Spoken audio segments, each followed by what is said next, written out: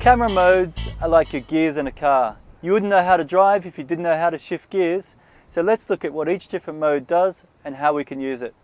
Your first mode is your full auto, or point and shoot. After that, you've got your program mode. After that, you've got your AV mode, which stands for aperture value. Then you have your TV mode, which stands for time value. Then you have your manual mode, which is full manual. And last but not least is your B mode, which stands for bulb mode. Let's start to investigate and see how we can use each one of these modes. First mode is your point and shoot, or your full auto. It sounds great. You point your camera through and the camera takes control of everything. Unfortunately, you have no creative control at all. If you're in badly lit scenes or backlit scenes, there's a lot of inaccuracies with the camera. And the only things really you have control over is your resolution and your flash modes. So let's move on to the other modes and find out how we can use them. Program mode. It's like a smart version of auto mode. You've got control over white balance, shutter speed, flash control, and a few other things, but besides that, the camera controls everything. It's just for those people who just want to dip their feet into the water after coming out of the auto mode.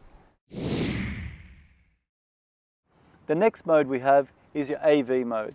It's a very important mode to know about because 99.9% of photographers are in this mode. You dial in the depth of field you want and the camera handles the rest. When I'm talking about depth of field, I'm talking about if you've got a shallow depth of field, your subject's in focus here and everything behind them is out of focus. That's something like an f2.8. But if you have a wide depth of field, for example a landscape shot, everything's in focus, and that's something like an f22. So you dial in your f22, the camera controls the rest, and it's a really great mode to know about. Our next mode is our TV mode, or S on some cameras. The TV stands for time value. And now that time value is the length of time that your shutter is open. This controls your motion in your shots. It's a must for sports photographers who want to dial in something like 1,000th of a second and really freeze frame the action. Or you could be a nature photographer and be shooting a stream and you'll lower it to something like 1/10 of a second and you shoot the stream and you get that nice flowing of the water and the frothing up of the water as well. So your TV controls the motion in your shots.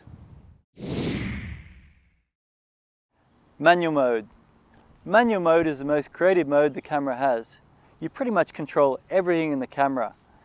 It gives you recommendations of what you should use, but it doesn't use them.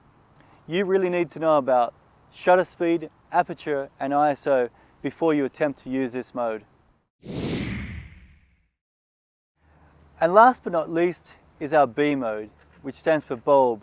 The name derives from in the old days, the photographers used to have to sit there with a bulb holding the shutter open.